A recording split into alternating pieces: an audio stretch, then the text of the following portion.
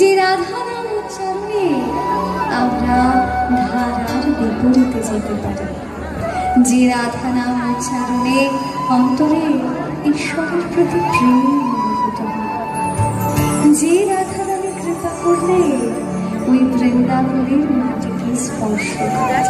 বাবা বলে যে আজও সেই বৃন্দাবনে মধুর বাঁশি শোনা যায়, আজও সেই বৃন্দাবনে ব্রজগোপিনীরা বনফুলের মালা গেঁথে থাকে প্রতিদিন।